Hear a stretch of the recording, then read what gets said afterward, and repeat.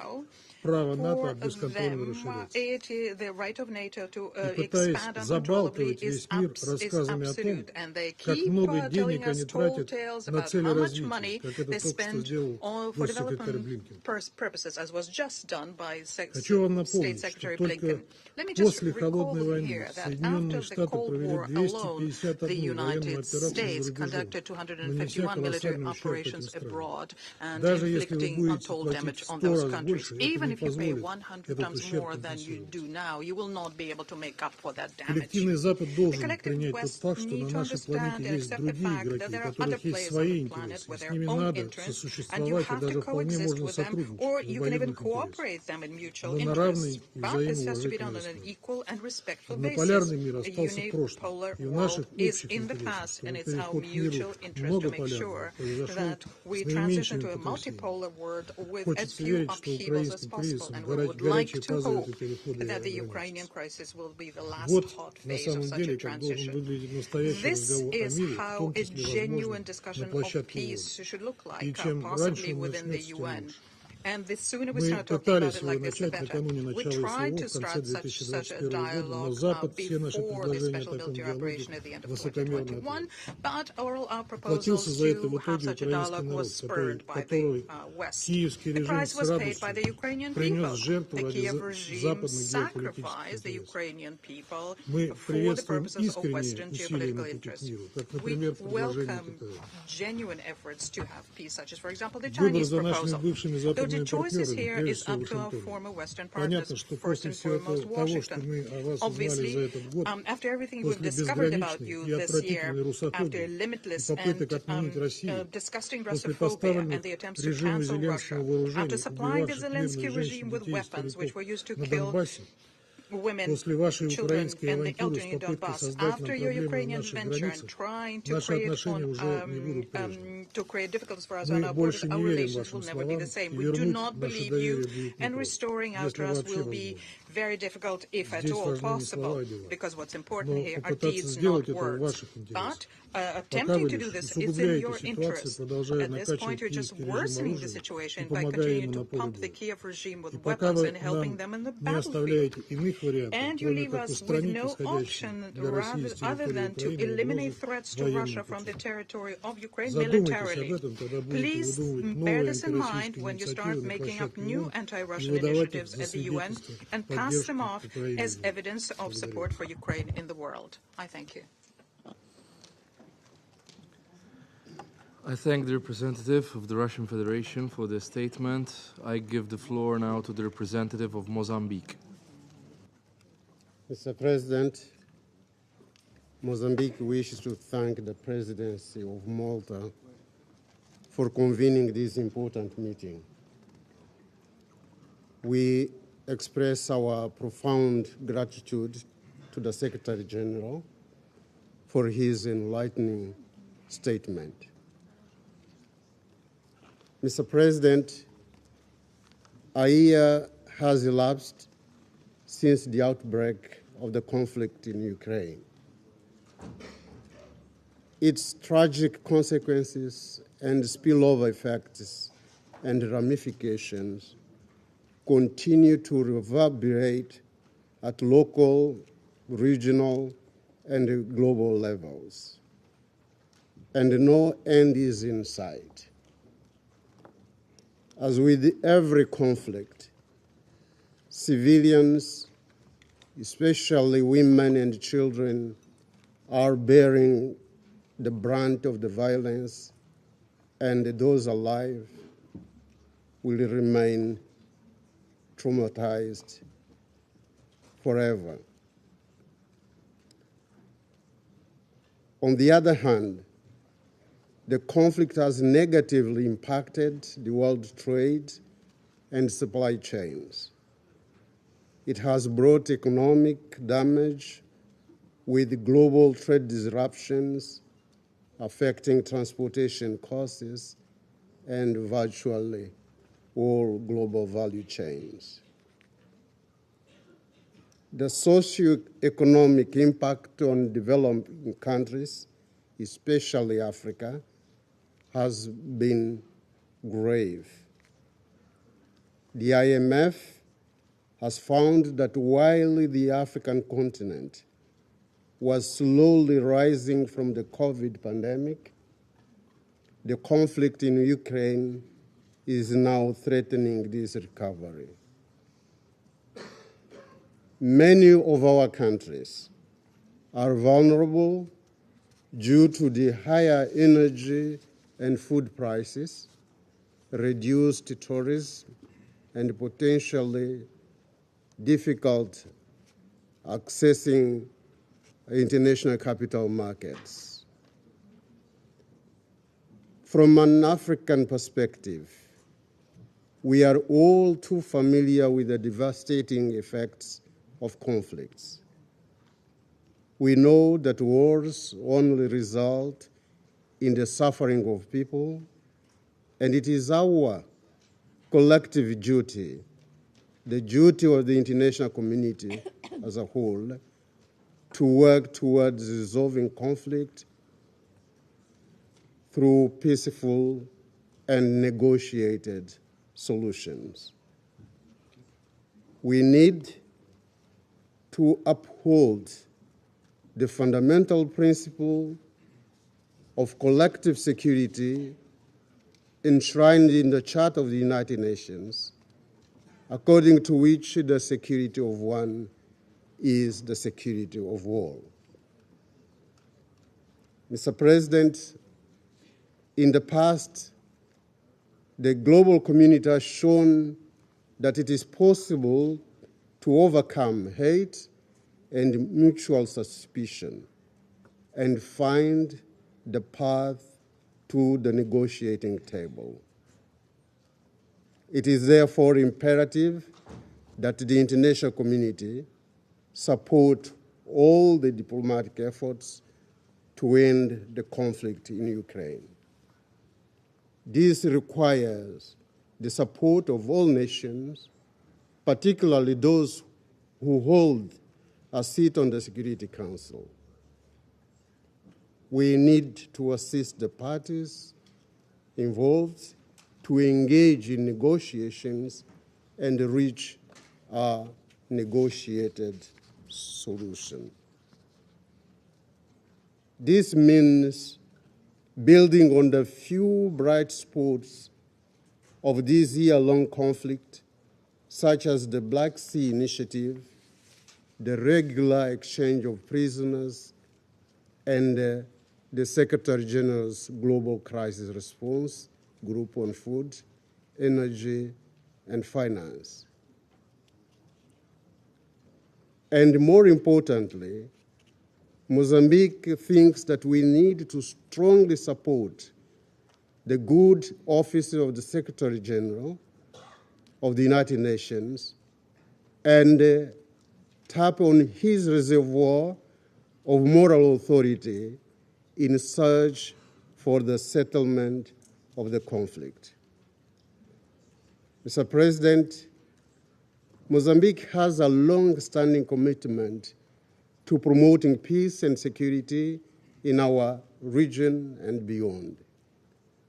As a country that has experienced numerous conflicts in the past, we understand the importance of supporting diplomatic efforts and respecting humanitarian law to bring about peace.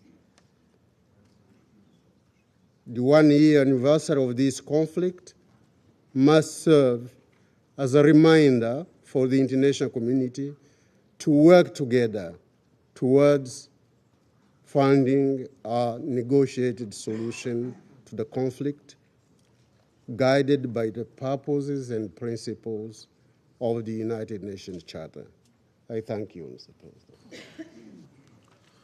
I thank the representative of Mozambique for their statement, and I give the floor to the representative of Brazil. Thank you, Mr. President. And I thank Secretary General Antonio Guterres for his statement. 1 year after the start of the conflict, we see an armed stalemate on the ground, triumphalist rhetoric on both sides, and prospects of new military offensives.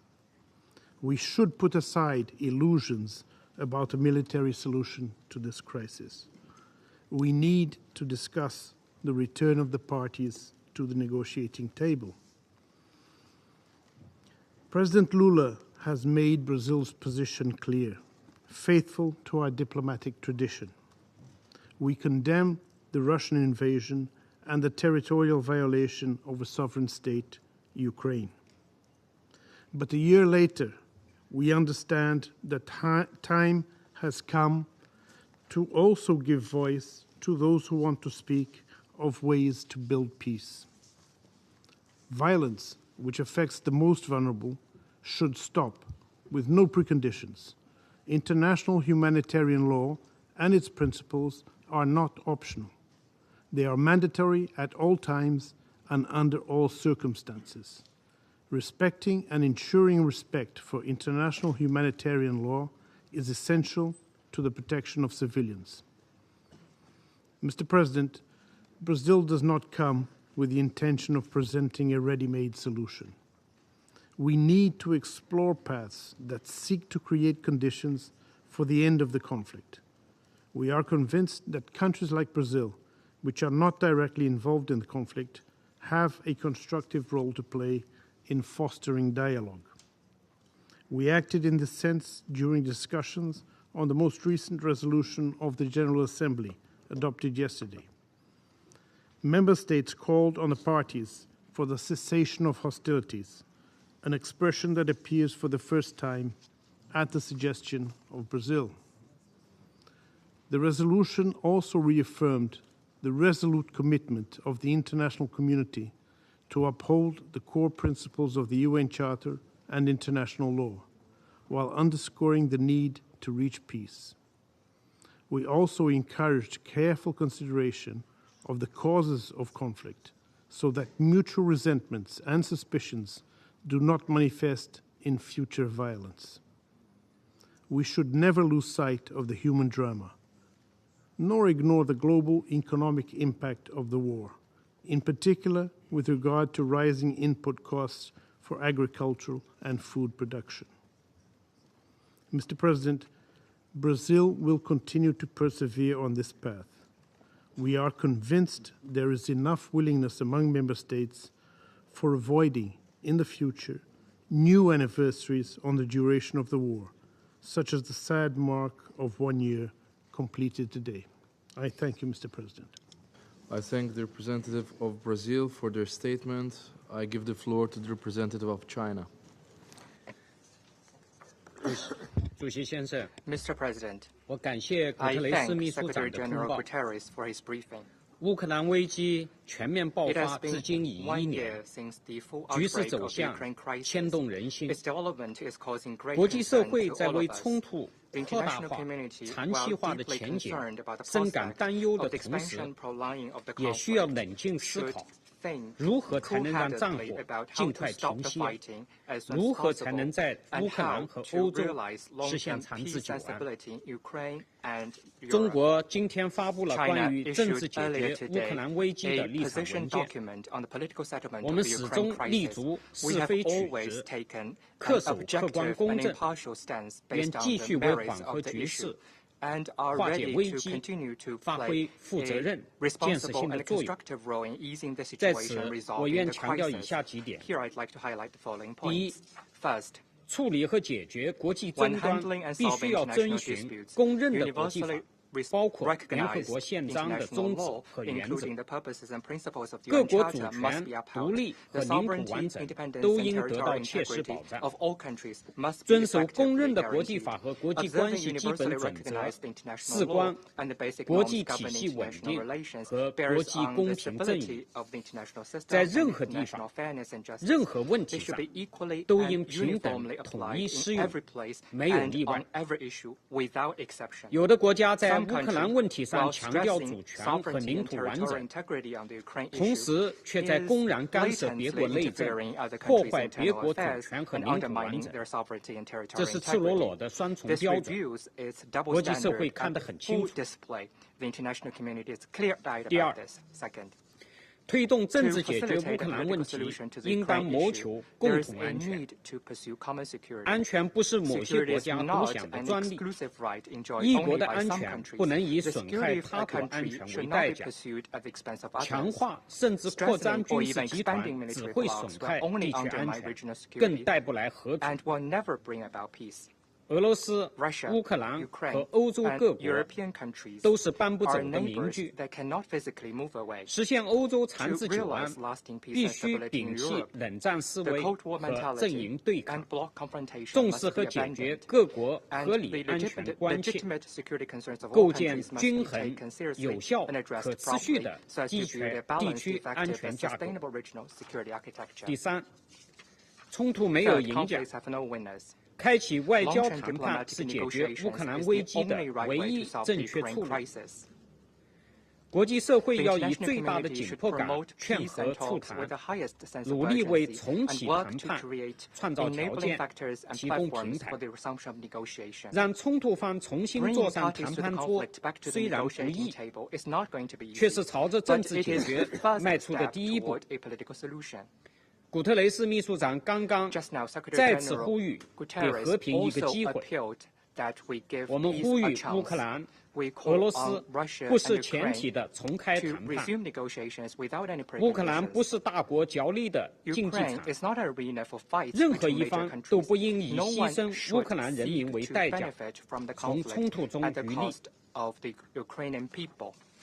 第四，在任何情况下都要守好核安全红线，核武器用不得，核战争打不得。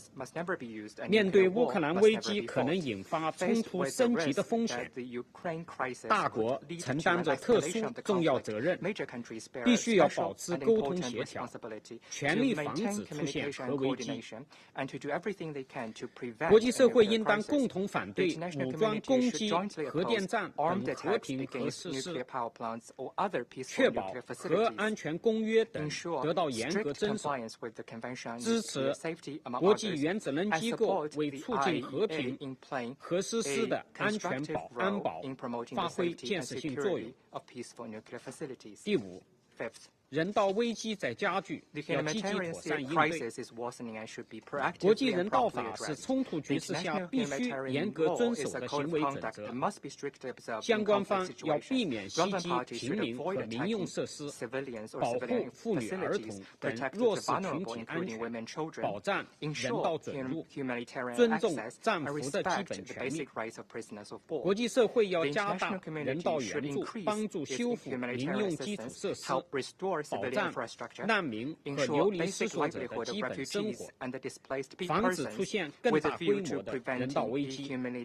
同时，人道行动应切实遵守中立、公正原则，防止政治化。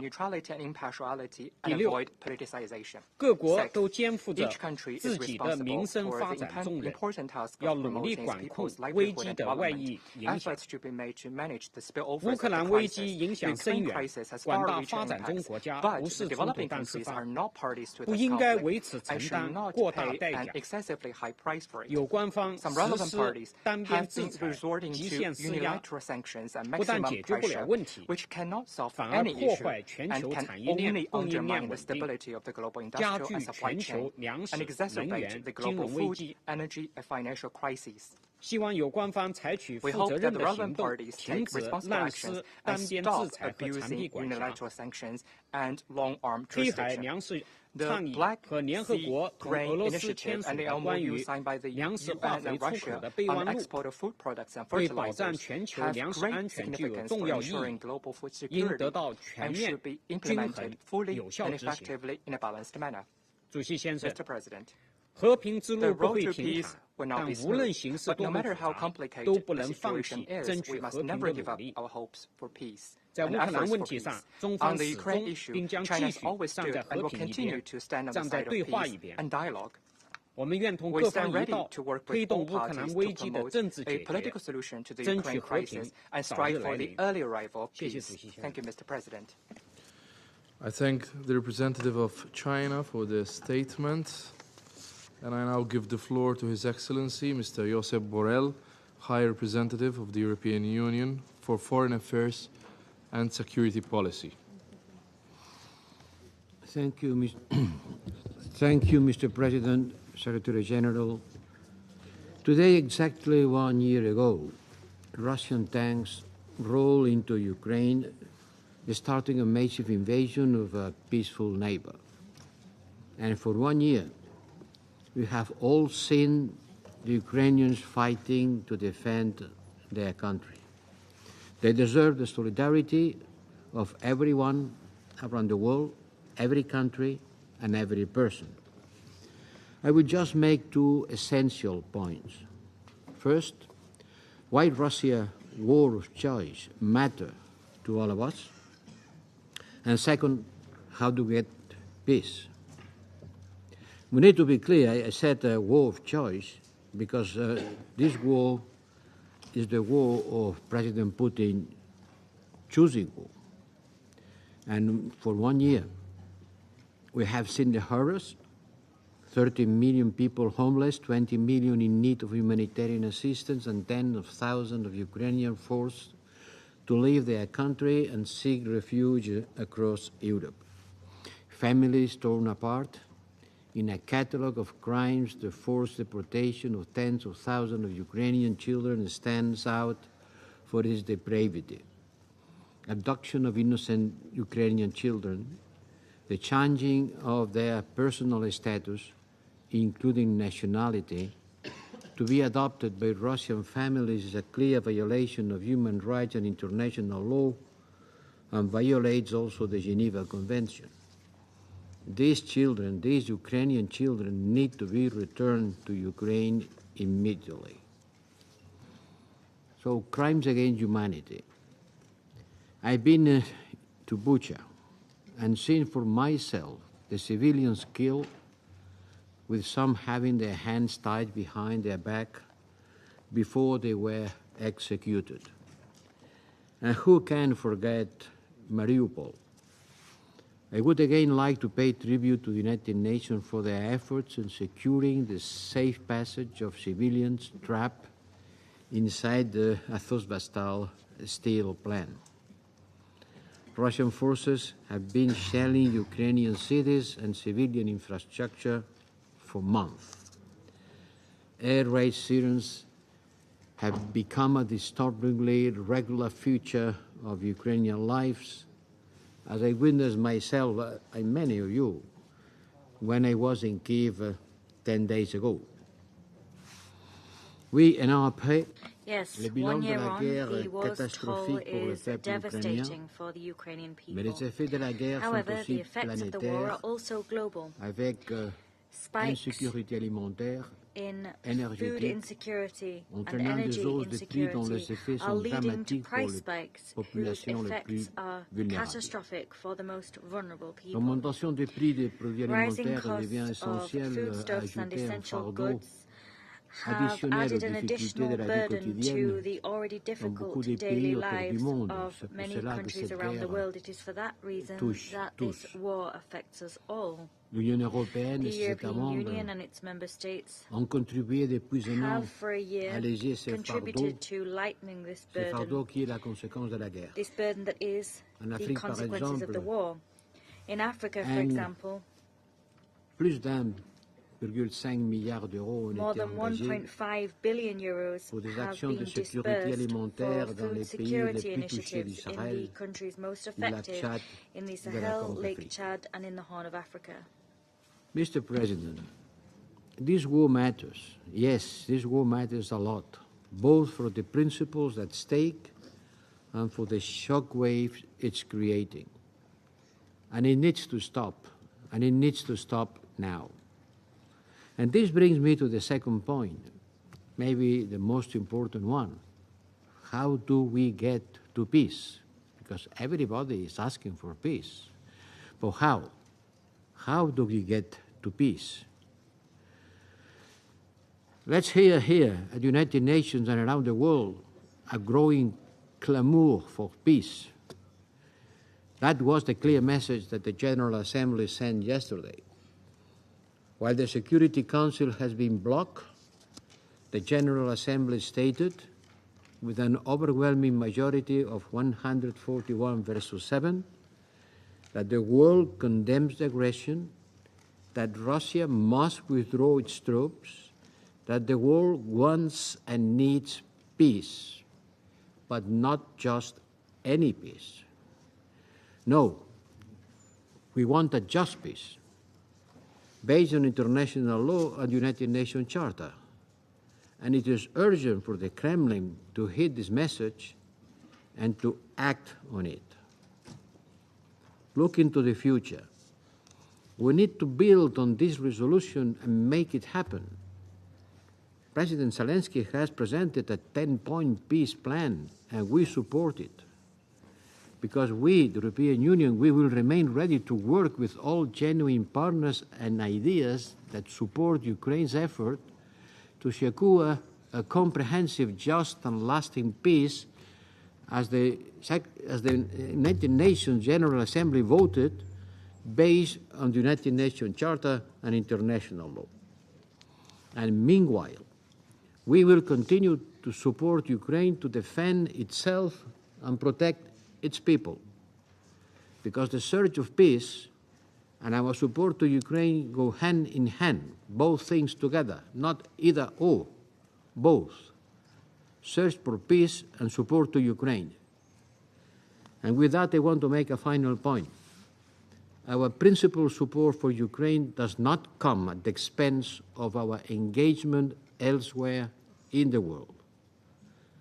On the contrary, the European Union remains fully mobilized to promote sustainable peace elsewhere, because we know that there are many more wars, many more tragedies, many more problems around the world that needs our support and our concern. It's not instead of, it's on top of. We continue doing the same thing that we have been doing until now. And we have a strong track record on engagement around the world, financially, politically, with more than 5,000 women and men deployed in 21 crisis management operations. Just this week, we launched 2 more, one in Armenia and another in Niger. Yes, there are many other problems, many other wars, many other sufferances around the world. We take care of them. We work for the peace in Ukraine and be that reliable partner for peace around the world, wherever the peace is in danger and people suffering. Thank you. I thank His Excellency Mr. Borrell for his statement, and I now give the floor to His Excellency Mr. Rastislav Kase, Minister for Foreign and European Affairs of Slovakia. Mr. President, 1 year ago, the Security Council had a meeting in this very room, around this very table, and the main purpose of the meeting was to discuss the unprecedented military buildup of the Russian force, posing a threat to international peace and security.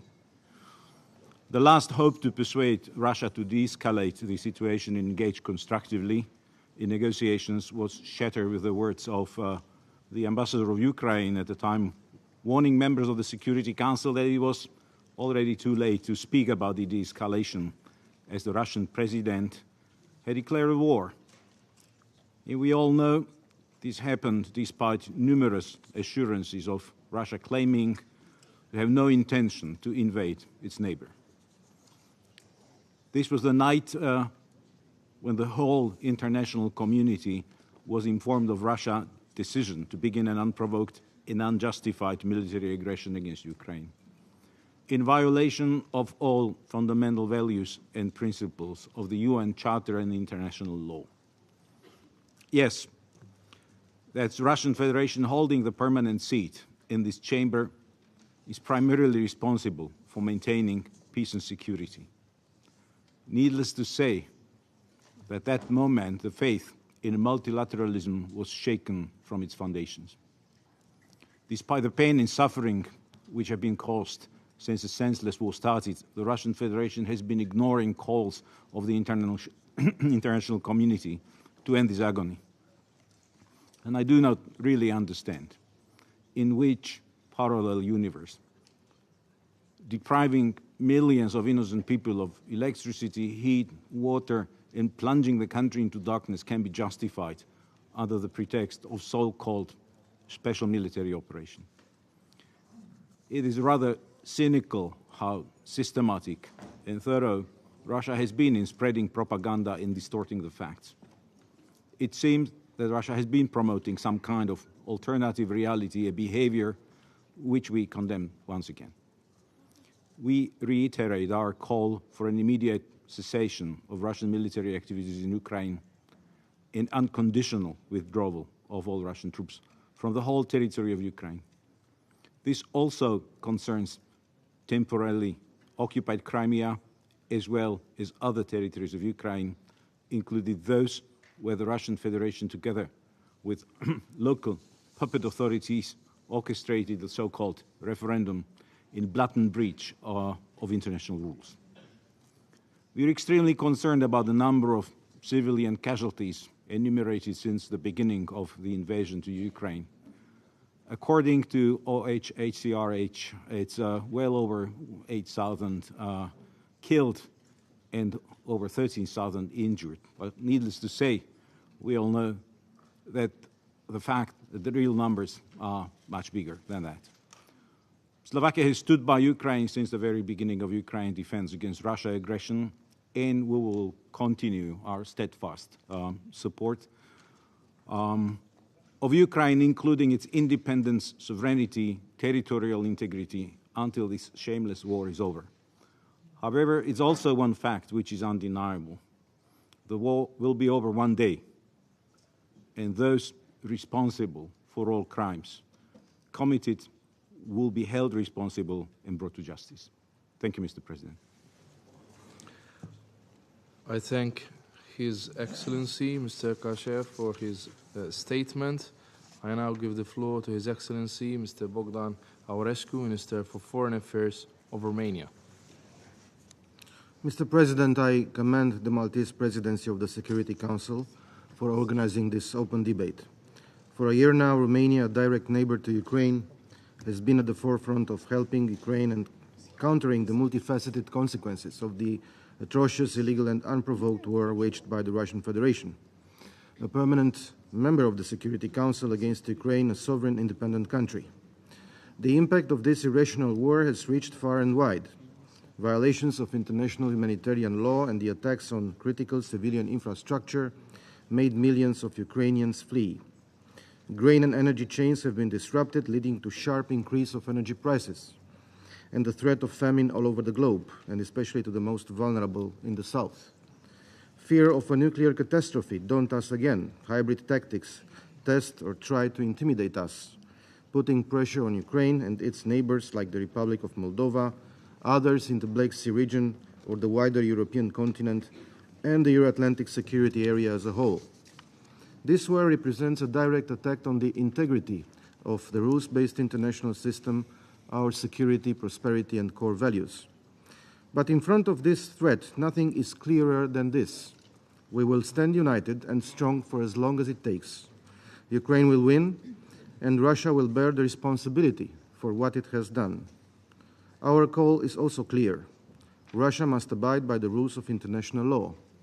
It must unconditionally cease the use of force and withdraw completely and immediately from the territory of Ukraine within its internationally recognized borders. We are here today in the Security Council chamber, the guarantor of international peace and security, to stand by the side of the UN Charter and international law, and reiterate that there is only one way to end this aggression. I welcome the resolution adopted yesterday in the General Assembly by a very large majority of states, which put the principles of the UN Charter above all, including national or regional interests. It is in our power to mitigate the effects of this war on the future. From day on of this war, Romania acted in full solidarity with the brave Ukrainian people. We made considerable investments in food, energy and transportation infrastructure, along with welcoming over 3.6 million Ukrainian refugees that have transited our territory. So far, we have facilitated the delivery of over 13 million tons of Ukrainian grain, contributing to global food security efforts. Romania hopes for a positive outcome in the long run and the continuation of the Black Sea Grain Initiative. Romania has also been a strong supporter of the efforts to seek accountability for all serious crimes committed in Ukraine, including the crime of aggression. We joined the core group of states that works alongside Ukraine to identify the most appropriate legal basis to establish a tribunal to this purpose. The ongoing war in Ukraine has a major impact in the region. We have extended a helping hand to our neighbor, the Republic of Moldova, the country most affected by the war except Ukraine itself. And I must bring to your attention that we are concerned with Russia's latest plans to destabilize the country, which we condemned. In this respect, it is absolutely unacceptable to see threatening rhetoric, like the one included in the statement of the Russian Foreign Ministry of today, by which it announced that the Russian army would, I quote, adequately respond to so-called provocations or attacks against the Russian compatriots and the military personnel and depot from the Transnistrian region of the Republic of Moldova. Such provocative behavior based on nothing, based on ungrounded allegations, is completely unacceptable. And we fully support the sovereignty and territorial integrity of the Republic of Moldova within its internationally recognized borders. As we approach the one-year milestone since the beginning of the war, all of us, including Romania, witnessed the Russian propaganda intensifying, spreading fake narratives in an attempt to undermine the unity of our societies and our efforts to support Ukraine. We must combat these malign influences, as we must continue to stand united to defend our values. The Romanian people must be mindful about the Russian-inspired stories they read and hear, but they shouldn't question our support for Ukraine. Supporting Ukraine means supporting Romania. Mr. President, as said before, this is the test of our generation. We have to work together at all the different layers of this conflict and bring peace back to its deserving place. Our message is straightforward: peace in full respect of the sovereignty and territorial integrity of Ukraine, peace in full respect of the UN Charter and of its fundamental principles of international law. And one political and moral principle is clear: negotiations can start only when Ukraine is ready, and the way victory looks like must be defined by Ukraine. Romania's support for Ukraine remains solid for as long as it takes. Thank you, Mr. President. I thank His Excellency, Mr. Aurescu, for his statement. And I now give the floor to His Excellency, Mr. Zbigniew Rau, Minister for Foreign Affairs of Poland. Mr. President, Excellencies, let me begin with expressing my gratitude to Malta for convening this important meeting and to the Secretary General for his valuable insights. Excellencies, I believe that we should focus today on three main things. First of all, the accurate diagnosis of the situation. Then, the search for an adequate reaction. And finally, the steps that need to be implemented. So, let us start with contrasting the truth against the disinformation and misleading propaganda. And the truth is that exactly a year ago, Russia decided to start its illegal aggression against Ukraine. Period. Since then, Russia's war has been putting international institutions to a test. It is testing our commitment to the principles that protect us all. The humanitarian costs of this war are horrifying. The aggression has caused the biggest crisis in Europe since the Second World War. Russia's campaign of terror and its deliberate targeting of civilians and civilian infrastructure are utterly unacceptable. The Kremlin's actions are driven by the will to destroy the Ukrainian nation, its heritage, and its future. That is why I'm convinced that Russia's barbaric aggression against Ukraine is not a bilateral or regional issue. It is a concern of all states. And we all have a duty to bring these atrocities to an end. Secondly, the prohibition of aggression, of genocide, and of crimes against humanity are jus cogens norms. This means that no derogation from them is permitted. Poland advocates for the full accountability for all the violations and compensation for the inflicted damage. Saying so, what should be the guiding principle for this approach. Nobody has doubts whatsoever that when we look at the domestic laws of our countries, they stand on the premise that justice means the protection of the vulnerable against the more powerful. The assertion is that in a well-ordered society, the vulnerable need to feel as secure as the powerful. And the powerful, when they trespass the law, need to be brought fully accountable so that others are not encouraged to commit similar crimes in the future. If the international community is to draw from this horrific war any right conclusions for the future generations, Poland believes that we are required to search for analogical solutions in the international law system. Therefore, I call to introduce the same rule of protecting the vulnerable against powerful villains in our international relations, both in the legal dimension and political practice. Let us build a well-ordered international community. In order to achieve that, international institutions with all their resources must stand on the side of the harmed and execute accountability and compensation from the aggressors, no matter how strong and powerful they are.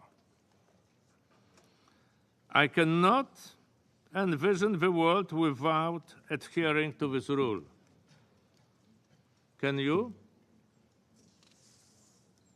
Thirdly, with respect to this golden rule, Poland's support to Ukraine is and will remain unwavering. Millions of Ukrainians found safe refuge in our country. In 2022, Poland spent over $9 billion, that is 1.5% of our GDP, on humanitarian assistance to Ukrainian refugees, according to the recent OECD estimate. We provide support and host over a dozen of UN agencies and international organizations helping Ukraine from our territory. We will remain steadfast in our support for as long as it takes, because we are motivated by the will to protect the Ukrainians and every other nation in need. Our actions are about safeguarding collective peace and security. If we do not act in solidarity now and shrug from defending the fundamental values of international law, tomorrow it can be too late. Mr. President, Excellencies, Poland stands firmly behind the values and principles of the UN Charter. We refuse to go back to power politics and spheres of influence. The international community has the strength and will to stand by Ukraine and to defend the UN Charter so that the power of argument, not the argument of power, prevails. Thank you. I thank His Excellency Mr. Rao for his statement, and I now give the floor to His Excellency Mr. Peter Szijjártó, Minister of Foreign Affairs and Trade of Hungary. Mr. President, dear Jan, thank you so much for organizing this session of the Security Council today, at the first anniversary. I'm representing a country, Hungary, which is a direct neighbor to Ukraine. Therefore, the impacts of the war are severe and immediate on us. And we are faced with the tragic consequences basically on a daily basis, as we are witnessing the suffering of the people caused by this war. We have received a bit more than 1 million refugees from Ukraine so far. Unfortunately, mostly torn apart families. I have to tell you, it's heartbreaking to see the mothers arriving with the children, sometimes with the grandparents, mostly with one backpack to Hungary. We do want to help them. We are doing our best to help them. We give equal access to the refugees from Ukraine when it comes to our education and healthcare system. 1,300 schools and kindergartens in Hungary have already been enrolling refugee kids and students from Ukraine.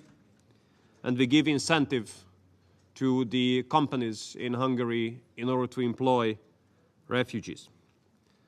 All this together with many other measures are adding up for the largest humanitarian operation carried out in the history of Hungary.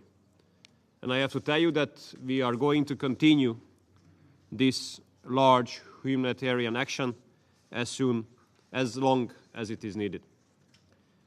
And from the neighborhood, we see it very clearly that this war brings a lot of suffering. This war does not have winners. This war does only have losers. And the longer this war lasts, the more losers there will be, more damage will be caused, and more people will be killed. And let me tell you that I'm representing a nation which has a number of casualties in this war as well. Given the fact that there is a Hungarian community living in the western part of Ukraine, members of which are Ukrainian citizens, obviously. So many of them are conscripted into the Ukrainian army. They are fighting on the front lines, and many of them have died already. And let me emphasize that we do not want more people to die in this war. In this regard, I'd like to underline the position of Hungary that we would consider as the #1 duty of the international community under such circumstances to save lives of the people and prevent more casualties. And the question is raised here how it is possible, obviously. And the answer is that you can save lives with peace. With deliveries of weapons, with further packages of sanctions, I don't see how we save lives of the people. But with peace, we definitely could. And I know very well that for this position of ours, we are usually under very heavy criticism. Not only heavy criticism, but on many occasions, totally insane accusations are being put on Hungary and this government. But those who criticize us and educate us, judge us, they have not lost any lives in this war, unlike we Hungarians. So that's why, Mr. President, dear Jan, dear colleagues, we call for immediate ceasefire and peace talks to be launched, as an outcome of which, hopefully, a sustainable peace could be reached. And it is obvious that peace cannot be made in case there are no channels of communication open. If channels of communication are being cut, stuck, closed, it means from our perspective that even the hope for peace is being given up. And once again, as a representative of a neighboring country, witnessing the suffering on a daily basis, I humbly ask you to concentrate on how to stop this war, how to avoid more people to die, and how to make peace. And dear Jan, together with you, I'm representing, and many of others, a generation which, thanks God, did not have to experience how life was during the World War. World War, a global war. And we do hope that neither us nor our children or our hopeful future grandchildren will do have to experience such a life. And so far, this war came with global impacts. That's not the question. The question is whether we can avoid this war becoming a global war, a world war. Whether we can avoid measures, decisions, and even sometimes statements which bring the risk of escalation and prolongation of this war. I think all of us should refrain from such kind of measures, decisions, and statements which prolong and escalate this war. A third world war would be a real tragedy. A third world war would bring us to where hopefully none of us would like to go. In this regard, I think it's key that there is no direct confrontation being established between NATO and the Russian Federation. In NATO, we have a clear decision that NATO is not party to the conflict, and we do hope that this decision of ours will be respected by all. Dear Ian, dear colleagues, Hungarian people are not responsible for this war, but Hungary and the Hungarian people have already paid a high price. That's why we all know that we are in the 25th hour. We are in the 25th hour. So let's try to concentrate on how to stop this war, how to put an end to this war, how to establish an immediate ceasefire, and how to launch peace talks, which hopefully will bring us to a sustainable and fair peace. Thank you. I thank His Excellency, Mr. Ziato, for his statement, and I now give the floor to Her Excellency, Ms. Annalena Baerbock, Federal Minister for Foreign Affairs of Germany. Colleagues, Bucha, Kharkiv, Mariupol, Bakhmut. Russia's war of aggression against Ukraine is causing nothing but destruction, suffering, and death. Yesterday, the General Assembly sent a powerful message against this ruthless war. An overwhelming majority of 141 states stood united for peace in Ukraine. A peace that is just, comprehensive, and lasting. And the General Assembly presented a peace plan. A peace plan that is based on the principles of our UN Charter. Today, the eyes of the world are on the Security Council, the body that bears primary responsibility for the maintenance of peace and security in this world. Every further effort to move towards peace from a member of this Council is, in my point of view, valuable. But peace must mean peace. Peace must not mean that we ignore who the aggressor is and who the victim, because subjugation is not peace. Not naming the aggressor would mean accepting a world in which the mighty rule. It would mean accepting a world in which bombing schools, kidnapping children, and shooting people off their bicycle is part of foreign policy. Not standing by the side of the victim would mean a world in which none of us would be able to sleep peacefully, because we would all have to fear an attack by our stronger neighbor. To prevent such a world, the United Nations was founded. That's why we cannot stand idly by. The Charter obliges us, the nations of the world, to act. Now that some of you claim that by sanctioning the aggressor, by standing by the side of Ukraine, by supporting Ukraine by its right to self-defense, we are adding fuel to the fire. I would like to ask you, where would Ukraine, that voluntarily gave up its nuclear weapons because it believed in peace, would be today if we had not supported its right to defend itself, supported their people, elderly, mothers, fathers, children, together with so many international partners. Can we imagine what this would mean to have more Buchas, Kharkivs, Mariupols, more Bakhmuts, more atrocities against civilians, more children drawing pictures with a house where their beloved ones once lived? Imagine more crimes against humanity, and we would have stand idle by? I don't want to imagine such a world. I don't want to be responsible for such a world. I think most of us don't want to be responsible for such a world. Therefore, I would like to underline what Secretary Blinken said. If Ukraine stops defending itself, Ukraine ends. If we would stop standing at the side of Ukraine, Ukraine would end. The Russian representatives asked just a couple of minutes ago here in this council, why would we think that Ukraine would end?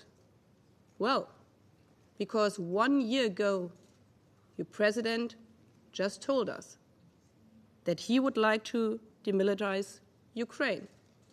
And we saw for 365 nights and days what that meant. That your tanks didn't bring water, that your planes didn't drop baby nutrition, but your tanks and planes only brought night and day destruction and death of thousands of fathers and mothers and children. And yes, it brought also death and destruction around the world, not directly by tanks and bombs, but by the food crisis. And yes, you, everybody on earth, can deceive yourself, but you cannot deceive the world. All those of us who sincerely and honestly believe in a peace that means peace, a peace based on the Charter of our United Nations, must show their true colors now and stand by the peace plan by the General Assembly. President Putin is speculating that at some point our clear stance against this war will weaken. He is speculating that by staying the course, this war of aggression will be rewarded for a war that is also causing great suffering to his own people. Some 200,000 Russians have already been killed or wounded. Hundreds of thousands of Russians have left their country because they don't want to be part of this war. Russian children going to schools in Germany, and I'm very happy about this. More than 1,000 international companies have pulled out of Russia, taking with them a crucial part of Russia's prosperity and intelligence. This war is not the world's war. This war is not the war of the Russian people. This war is Putin's war. The Russian president is risking the future of his own country, of his own soldiers, his own children. That's why a just peace, a peace plan presented yesterday by the 141 states at the General Assembly, is also in the interest of the people of Russia. When I look around this table, I'm under no illusion. We will not convince the Russian representative today. He's not even listening.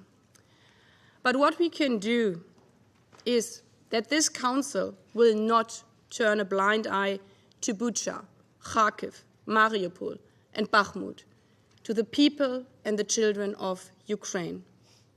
What we can do is stand up for a world where peace means peace. Thank you. I thank Her Excellency, Ms. Baerbock, for her statement. I now give the floor to His Excellency, Mr. Edgars Rinkēvičs, Minister for Foreign Affairs of Latvia. Mr. President, I'm speaking on behalf of Denmark, Estonia, Finland, Iceland, Lithuania, Norway, Sweden, and my own country, Latvia. I thank the Secretary General for his briefing and the Presidency of Malta for the opportunity to address the Security Council. A year has passed since Russia started its brutal, unjustified, and unprovoked full-scale war of aggression against Ukraine, aided by Belarus. It is a clear violation of international law and the United Nations Charter. We admire the bravery and persistence of Ukrainians in the fight for their freedom and independence. We pay respect to all Ukrainian people who have died defending their homeland. Russia's illegal annexation of Crimea and Sevastopol and the full-scale invasion of Ukraine has trampled international norms and rules-based order. Russia, a permanent member of the United Nations Security Council, is seeking to change the borders of a neighboring sovereign country by military force. This constitutes a serious threat to international peace and security. We will never accept Russia's illegal annexations of Crimea, Donetsk, Luhansk, Kherson, and Zaporizhia oblasts. We call on the Russian Federation to abide by the ICJ order on provisional measures of March 16, 2022, to immediately suspend its military operations that commenced on 21st February 2022 in Ukraine. Russia cynically disregards its obligations as a permanent member and hampers the Security Council's ability to implement its mandate. Russia started this war. Russia can and must end it immediately by withdrawing its troops from the internationally recognized territory of Ukraine. To make it happen, we must provide all necessary means to Ukraine. Under the UN Charter, Ukraine has inherent right of self-defense. The Nordic Baltic states are determined to enhance Ukraine's military capabilities and to provide all necessary support. Mr. President, unable to defeat Ukraine in its battlefield, Russia terrorizes Ukraine's civilian population. Mass killings, rapes, and torture in Bucha and Izium, and the illegal deportation of children are only some of the most horrifying atrocity crimes of the Russian armed forces. We condemn in the strongest terms deliberate attacks by Russia against civilians, critical infrastructure, and civilian objects in Ukraine. To alleviate the suffering and facilitate reconstruction, we provide economic, political, humanitarian, financial, and legal assistance to Ukraine and its people. Mr. President, Russia must and will be held accountable for its crimes. We support the work of the International Criminal Court to investigate atrocity crimes. In addition, the crime of aggression must be addressed to bring to justice the Russian political and military leadership, who masterminded and unleashed this war of aggression against Ukraine. We believe that the UN should play a meaningful role in securing broad international support for the establishment of a tribunal for the prosecution of the crime of aggression. Mr. President, Russia uses disinformation and propaganda to mobilize domestic and international support for its aggression against Ukraine. It is extremely worrying that Russia uses food and energy as instruments in its warfare. It causes suffering for the most vulnerable nations and people globally. Russia is cynically covering it by false narratives and disinformation, including by dishonestly blaming sanctions. It is Russia's war of aggression against Ukraine that has aggravated an already existing food security crisis and augmented the rise in energy prices. We support the Black Sea Grain Initiative and urge Russia to extend it and stop delaying the work of inspection teams. Mr. President, yesterday the General Assembly once again reconfirmed the international support for Ukraine's sovereignty and territorial integrity. We urge the UN Security Council to uphold the UN Charter, which forms the basis for just and lasting peace in Ukraine. We welcome President Zelensky's 10-point peace formula. We strongly support his vision for peace that rests in international law and the principles of the United Nations Charter. We will stand by Ukraine for as long as necessary. Thank you. I thank His Excellency, Mr. Rinkevicius, for his statement, and I now give the floor to His Excellency, Mr. Ruslan Bolbosyan, Secretary of State of the Republic of Moldova. Mr. President, distinguished members of the Security Council's Excellencies, the Republic of Moldova strongly condemns Russia's illegal and unfounded aggression against Ukraine. We also categorically reject the attempted annexation of Ukrainian territories. As we commemorate 1 year of this brutal war, we mourn the enormous human losses, significant destruction of civilian infrastructure, and the displacement of countless Ukrainians who have been forced to flee their homes to escape the horrors of war. Moldova is one of the countries which sheltered hundreds of thousands of Ukrainian people. We will continue our support to Ukraine for as long as it takes. Ukraine defends its land and its freedom, and by that it defends our freedom and our democracy too. We appreciate Ukraine's incredible resistance. We stand in solidarity with our neighbors and our friends. We stand with Ukraine. Distinguished audience, Moldova, Ukraine's most fragile neighbors, has been greatly impacted by Russia's unprovoked aggressions. As while Ukraine is resisting a military invasion, Moldova is on the front line of a hybrid war which includes inter alia gas blackmail, cyber attacks, propaganda, and disinformation. On several occasions, our airspace has been violated by Russia's missiles, and missiles debris landed on our territory, which is absolutely unacceptable. Let me also stress that the breakaway Transnistrian region of the Republic of Moldova is getting regularly in the spotlight, including in the recent days.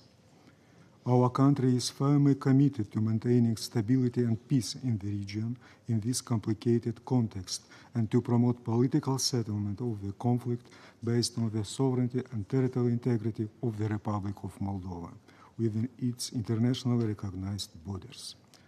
We reiterate our position for complete withdrawal of Russian military forces and munition storage illegally present in the region.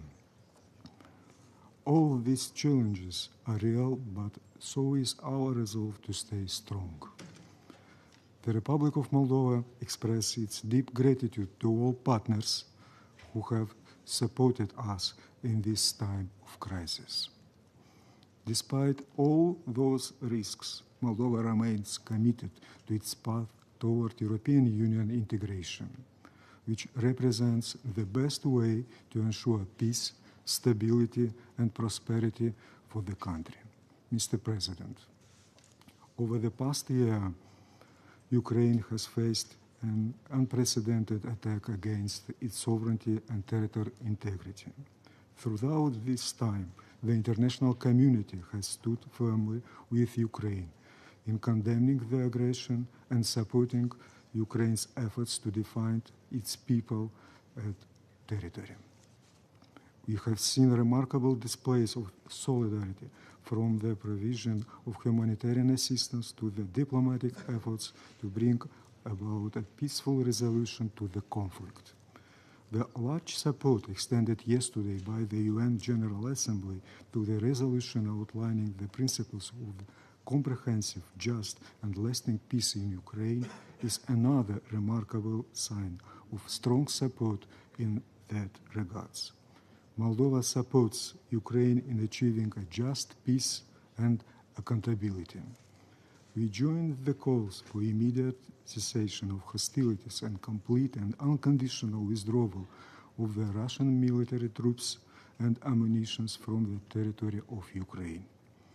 In closing, the Republic of Moldova reaffirms its unwavering support to Ukraine's independence, sovereignty, and territorial integrity within its internationally recognized borders. Thank you. I thank His Excellency, Mr. Bobošian, for his statement, and I now give the floor to His Excellency, Mr. Wopke Hoekstra, Deputy Prime Minister and Minister for Foreign Affairs of the Netherlands. Thank you, Mr. President. Mr. President, I'm here today on behalf of the Group of Friends of Accountability following the aggression against Ukraine. A group of 49 member states and the European Union that share one strong conviction: that the power of justice should always prevail over the power of force. Today, it has been exactly 1 year since Russia's full-scale invasion of Ukraine. And the people of Ukraine have shown extraordinary courage and resilience in their continued fight for freedom and independence. And we've seen horrendous images and reports of the indiscriminate killing of civilians, men, women, and children. We've seen unlawful attacks on civilian infrastructure, houses, schools, and hospitals. And we have seen horrendous reports of sexual and gender-based violence and abductions of children. Mr. President, such actions are unacceptable. They violate international law. And wherever they occur, they must be met with the same strong response. This cannot stand. Accountability and justice for Ukraine, for Ukrainians, and for the international community as a whole is of the utmost importance to ensure a sustainable peace. Yesterday, the General Assembly resumed its emergency special session on Ukraine.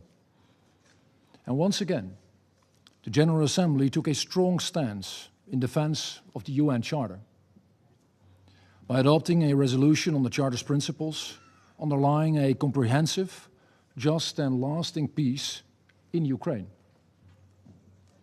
And in this resolution, the General Assembly emphasized the need to ensure accountability for the most serious crimes under international law committed on the territory of Ukraine. Mr. President, our quest for justice, our fight against impunity, our fight against violations of international law should not, must not, and cannot be pursued without taking a firm collective stand against the aggressor. We commend the efforts and initiatives already taken to ensure accountability.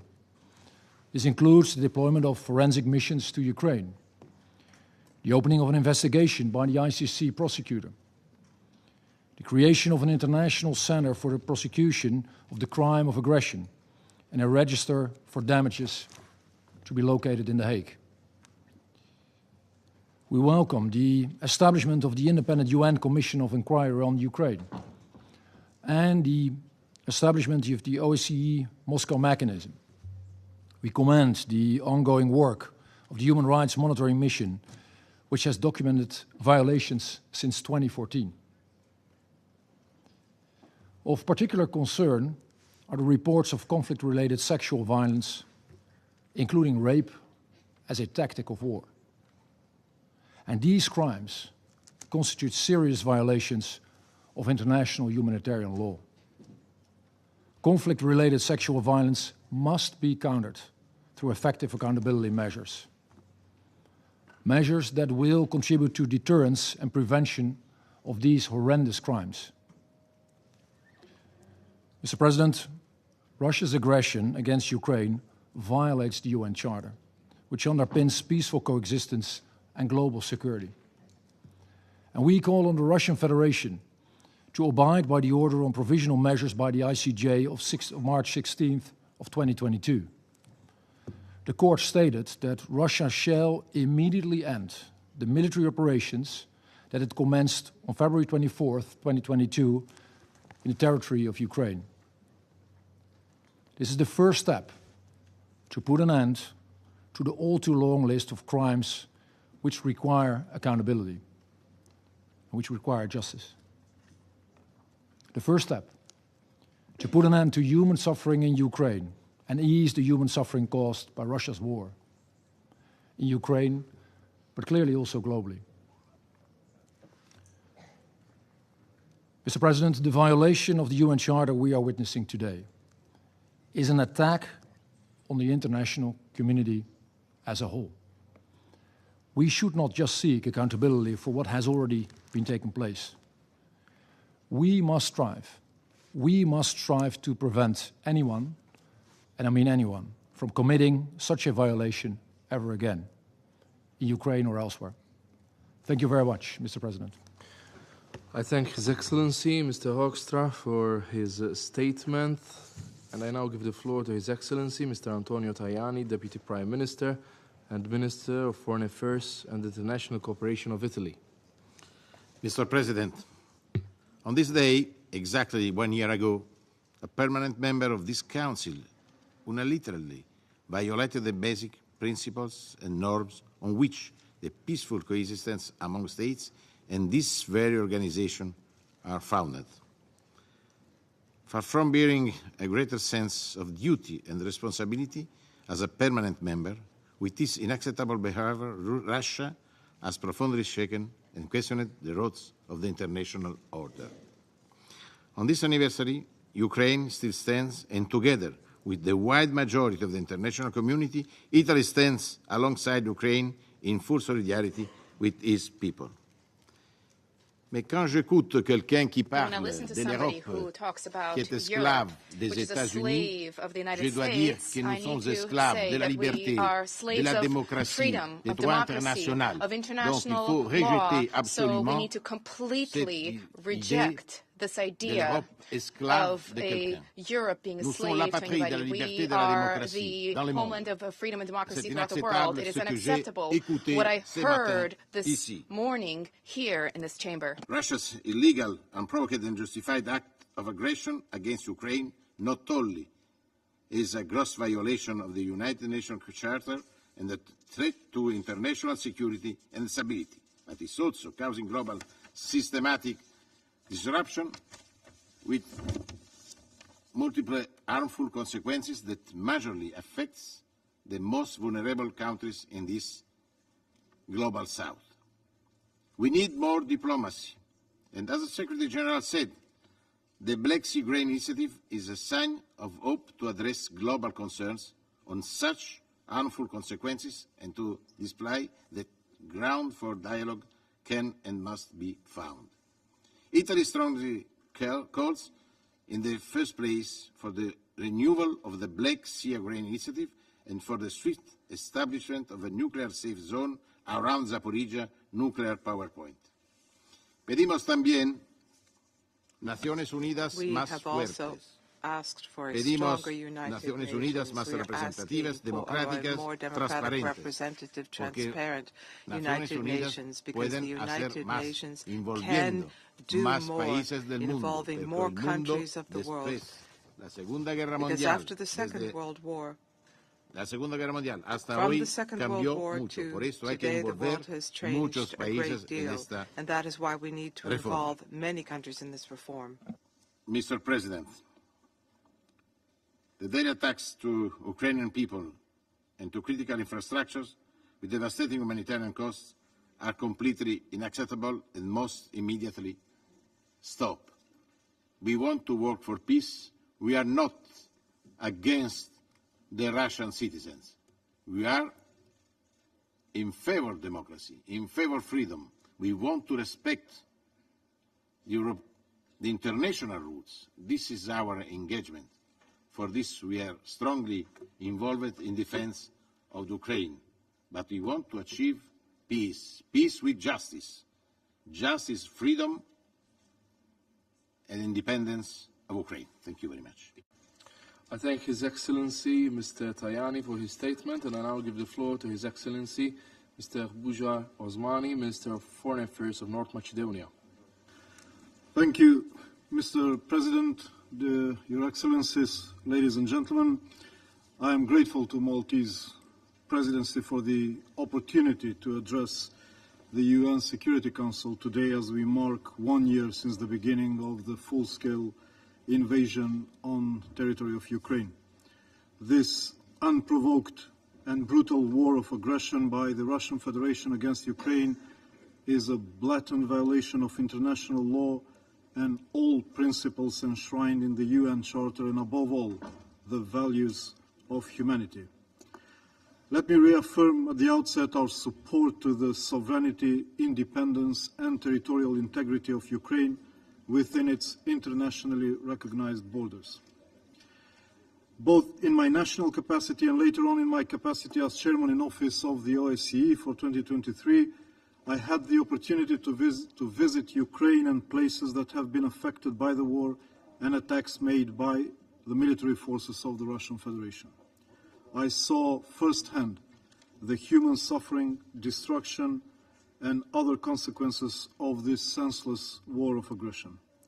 Mass indiscriminate strikes on civilian sites persists. People continue to die and suffer. Russia has continued to conduct strikes in urban areas, leaving civilians and cities without access to basic human needs. The finding and investigations so far in the various cities attacked in Ukraine lead to the conclusion that war crimes and crimes against humanity have been committed. The magnitude of committed sexual abuse and violence against women and girls is of grave concern as well. The perpetrators of these crimes and violations of international human rights and international humanitarian law must be held accountable and brought to justice. In my capacity as chairman in office of the OSCE, I have already underscored on many occasions, and here today I would like to put emphasis again on the OSCE Moscow mechanism as an important source invoked with the aim to establish the facts and circumstances of possible cases of war crimes and crimes against humanity in order to presenting it to the relevant accountability mechanisms as well as to the international courts. The second report issued recently confirms the aforesaid. Mr. President, we fully support the investigation launched by the ICC prosecutor aimed at looking into war crimes and crimes against humanity committed in the territory of Ukraine.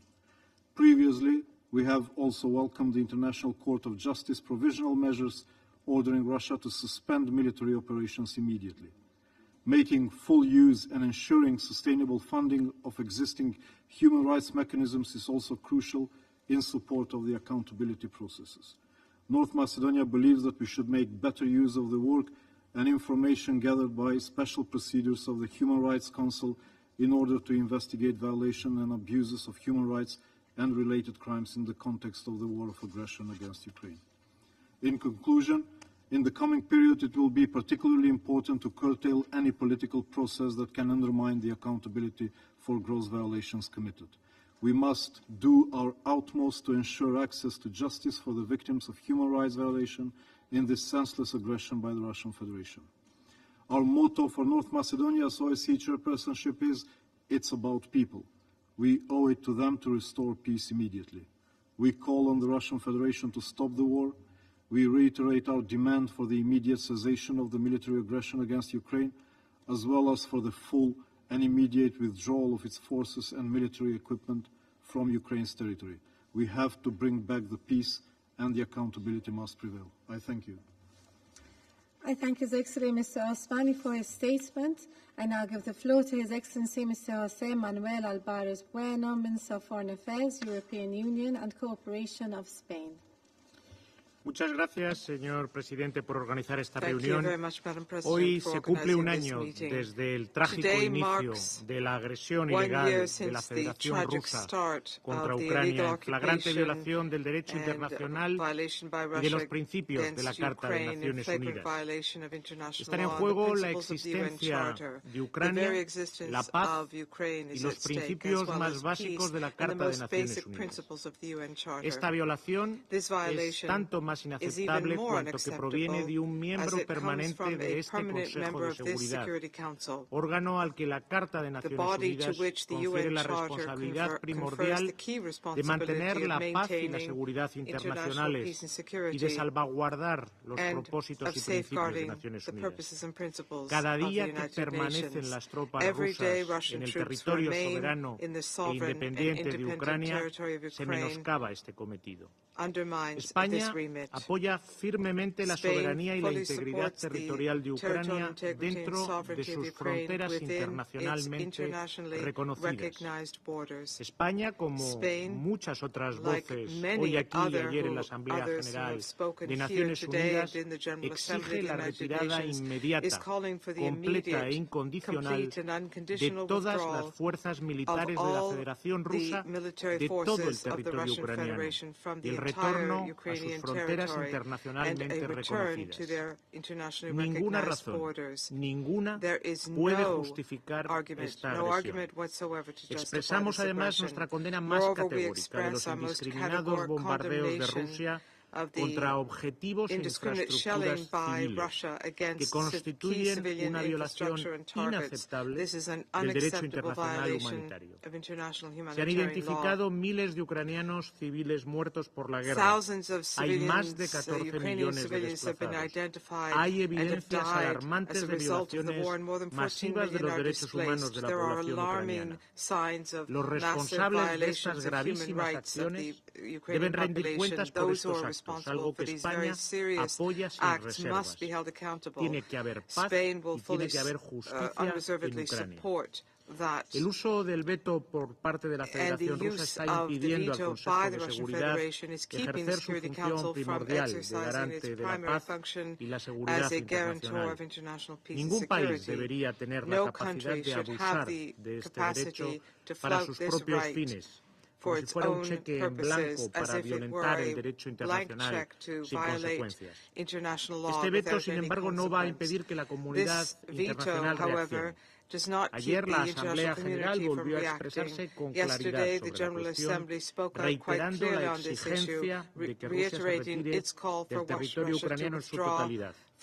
Reafirmó su compromiso con la independencia, la unidad y la integridad territorial de Ucrania y pidió una paz justa y duradera con respeto a la Carta de Naciones Unidas y a la legalidad internacional.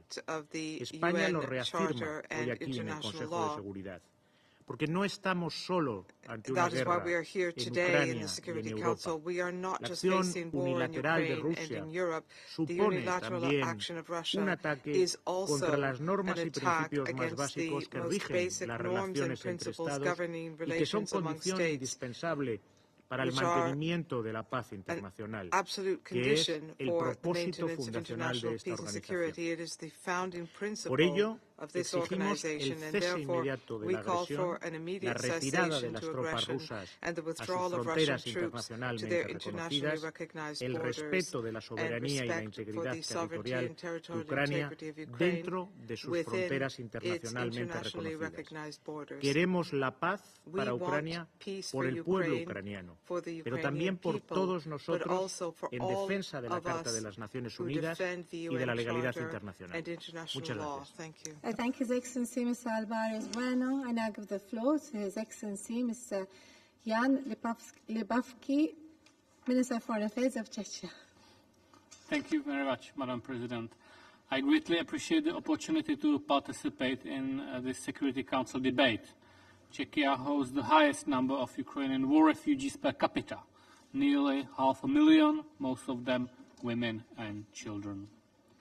We are one of the countries most affected by the direct consequences of Russia's unprovoked and unjustified war of aggression against Ukraine. Russia's cruel, full-scale aggression started 1 year ago, its illegal annexation of Crimea 9 years ago. Russia sees other countries, their freedom, their democracy, or even their statehood as nothing but spoils up for grabs in its colonialistic and imperialistic ambition. Yet, the independence, sovereignty and territorial integrity of Ukraine within its internationally recognized borders is non-negotiable. Consequences of Russia's aggression reach far beyond Europe. They are truly global. The war it wages has caused shockwaves for the world commodity markets, threatening to drive 50 million people to the brink of famine across Africa and other continents. Russia's massive airstrikes, deliberately conducted in densely populated areas, are destroying critical civilian infrastructure and innocent lives. Entire towns and villages have been wiped out. The evidence of Russia's atrocities and ferocious attacks against Ukraine's civilian population, including children, is overwhelming. Just a few days ago, President Putin announced Russia's suspension of the New START treaty. For him, escalation is the order of the day. We must collectively stop Russia from dragging us into the horrors similar to those of the world wars. Together, we have to defend the UN Charter. Accountability for all crimes under international law must be ensured. Yesterday, the United Nations General Assembly resolution, Principles Underlying a Comprehensive, Just and Lasting Peace in Ukraine, was adopted by the huge majority of votes. The international community has spoken clearly about its strong wish for peace in line with the UN Charter. The Peace Formula Plan presented by President Zelensky is the one to be built on. We stand with Ukraine from the outset, and we remain committed to Ukraine's wish for a just peace, as well as its undeniable right, in line with Article 59 of the UN Charter, to defend itself against the aggression. I thank you. I thank His Excellency Mr. Lepavki for his statement. I now give the floor to His Excellency Mr. Gordon Grlic-Radman, Minister of Foreign Affairs and European Affairs of Croatia. Croatia aligns itself with the statement of the EU, and I'd like to add some remarks in my national capacity. One year ago, the Russian Federation sent more than 100,000 of its soldiers, tanks and warplanes to invade Ukraine, with more to come. Russia's troops marched from the east and from the north, from the neighboring Belarus, in an attempt to break Ukraine's resistance in one swift move. This full-scale invasion is in effect a dramatic escalation of the aggression that began in 2014 with the Russian occupation of Crimea and parts of Donetsk and the Luhansk regions of Ukraine. This was brought nothing but loss of life, countless injury, suffering and destruction. It also brought with itself series of atrocities, accompanied by targeted destruction of civilian infrastructure and mass displacement of people. Accountability for these crimes is important to provide at least some comfort and a sense of justice to the victims and their families, but it would also serve as a warning and a deterrent to other potential perpetrators. The misery brought upon by the Russian aggression did not just end within the borders of Ukraine. Its poisonous effects were and are felt around the world as food and energy insecurity become widespread globally. This deadly war aims not just to conquer Ukraine and strip it of its independence. It aims to invalidate the UN Charter and the very tenets of the international law. It aims to dismantle global security and usher in an age where brute force and land grab are the accepted norm. Mr. President, the Russian army invaded Ukraine, not the other way around. Nothing can hide that obvious fact. Although each country assembled here at the United Nations has its own concerns and aspirations, and turns to its different friends for help, in this war there is only one side we can stand on, the side protecting the right of a country to defend itself. It is our duty to support this just cause. Not so long ago, Croatia was a victim to a very similar war, with almost the same pretext and cynical justification. In that difficult situation, every help mattered, even if it amounted to mere acknowledgement of the enduring tragedy. Even it was just towards recognizing victimization.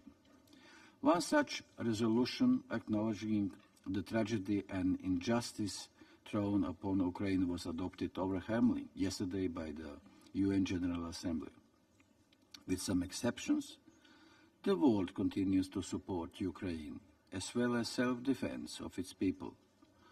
After a year, they are not getting tired, so shall not we in our support. However, we do not accept normalization of this cruel war deliberately targeting civilians. Russia started this war, and Russia is the only one that can stop it by removing its troops from Ukraine. Until such moment comes, Croatia will continue to stand by and with Ukraine and its people, its independence, sovereignty and territorial integrity within internationally recognized borders. We admire the bravery and dignity of Ukrainians defending their country and their homes, and we owe them gratitude for standing for the crucial principles of the UN Charter and rules-based international order. Thank you.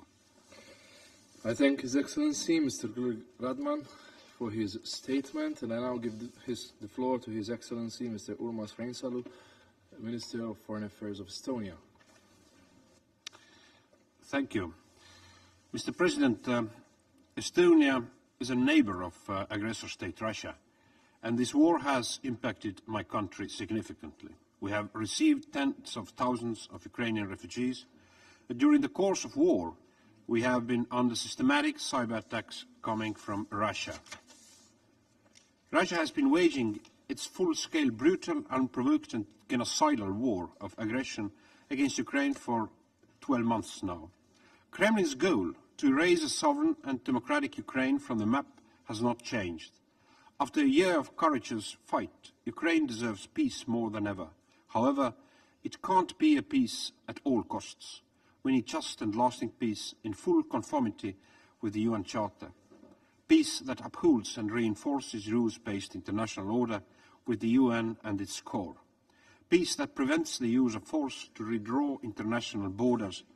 And these are exactly the same parameters that our overwhelming majority of the UN member states voted for in the UN General Assembly resolution yesterday. The UN membership firmly supports a comprehensive, just and lasting peace in Ukraine that rests on international law and the UN Charter. The Ukrainian peace plan is based on the same universal values and principles, and I therefore call upon the UN membership to support President Zelensky's 10-point peace plan. Article 51 of the UN Charter grants every country a right to self-defense, and we need collectively to ensure that Ukraine can defend itself against the aggressor. We have seen the heinous atrocities that Russia has committed and unfortunately still is committing today in Ukraine. This must stop, and this is the reason why Estonia's military aid to Ukraine has reached 1% of our GDP. And we want sovereign Ukraine to survive this brutal aggression and win, because then peace and justice will be established. We call all peoples of the world to raise any support to Ukraine. Third, in order to achieve lasting peace, full accountability must be ensured.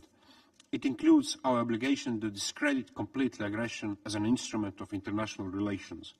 We owe it to the thousands of Ukrainians being killed, raped and forcibly displaced to hold Russia's political and military leadership to account for the crime of aggression. Therefore, an international special tribunal for the crime of aggression in Ukraine within the UN system must be established. We cannot let Mr. Putin hide in the judicial loophole. President Putin, time will come and you will sit under tribunal. It is high time to learn from the past. The horrors of war we are witnessing today are the tragic consequences of the fact that the atrocity crimes committed by the Soviet Union during the Second World War, including against my country and my people, were left unpunished. Not only would a tribunal serve justice to the victims of this horrendous crime, it also serves as a deterrent and can help to prevent future conflicts. Finally, today on the 105th anniversary of my country, Estonia's declaration of independence, our Independence Day, my thoughts are with our brave countrymen and women who fought for our freedom and independence, and yet I also pray for Ukraine and Ukrainians, who are the bravest people I know.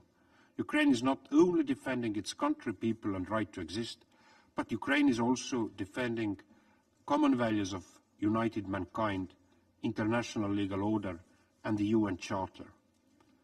Peace rises from truth. Russian Federation is a terrorist regime which commits genocide against Ukrainian people. The world needs to recognize that. Thank you. I thank His Excellency, Mr. Reynsalo, for his statement. There are no more names inscribed on the list of speakers. The meeting is adjourned.